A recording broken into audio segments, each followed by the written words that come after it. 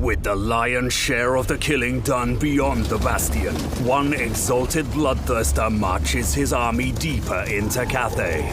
As Khorne expands towards the mountains, traipsing across desert and past Warpstone curiosities, they discover something ravenous.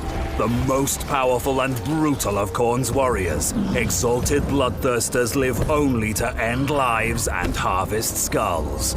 Bloated things rustle the trees, barely contained grunts echo through the hills, and more than one whispered argument finds the bloodthirster's sharp ears. He pulls his army to a halt, ready and eager for a battle to please the god of murder, though perhaps too eager. The minions of Khorne have wandered into the Mountains of Mourn, the rightful, hard-earned homeland of the Ogre Kingdoms. The coming conflict between demon and ogre may have been avoided if not for the dim-witted instincts of a trigger-happy Nobler.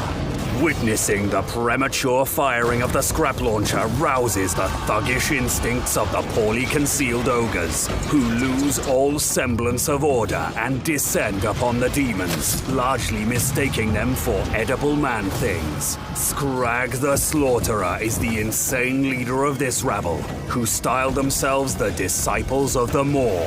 He drags behind him a massive meatbot and is seldom far from a rabble of gorgers.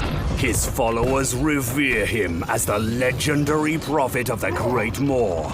It is the exalted bloodthirster's grave misfortune to have ventured so close to these creatures' deity, and Scrag's unending delight to have fresh meat for his pot. Noblars are perfect cannon fodder, and even better distractions. Some wear saucepans on their heads, because safety's important. Alas, there's no saucepan large enough to save something so fragile from a marauding Chaos Warrior. Noblars litter the ground and Khorne elates, but not for long. Ogre Bulls charge into the fray, pinning the Chaos Warriors on both sides in a rare display of tactical brilliance. Scrag doesn't remember telling his forces to flank the enemy, and honestly, he's already forgotten it happened. He casts the Maw because he enjoys the sight of impaled flesh squirming on pointy rocks. On the outskirts of the battle, Mournfang cavalry have been biding their time, waiting for an opportune moment to strike. With the exalted bloodthirster distracted by the giant, the cavalry set their sights on a flagging Blood Reaper and valiantly charge into battle, only for their prey to be snatched away by a Firebelly's flamestorm. More Khornate forces wade into the conflict. These twisted creatures are harborages of death, beings of pure hatred designed to do but one thing: wage total war. The battle is souring for the Maw prophet. Khornate swords sing with ogre death as the more disciplined of the two armies recovers from the shock of the initial attack. Driven back and on the defensive, Scrag has one last trick up his sleeve. He casts Troll Guts on himself, which does wonders for his own survivability but little to benefit his dwindling army.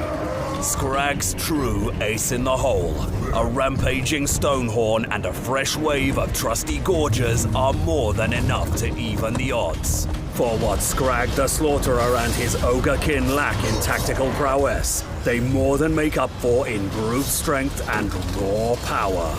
Their home, as hardy and intimidating as they themselves, may prove to be quite the undertaking for the demons of chaos. There is, after all, a reason Cathay and Kislev both venomously avoid venturing too deeply into the Mountains of Mourn.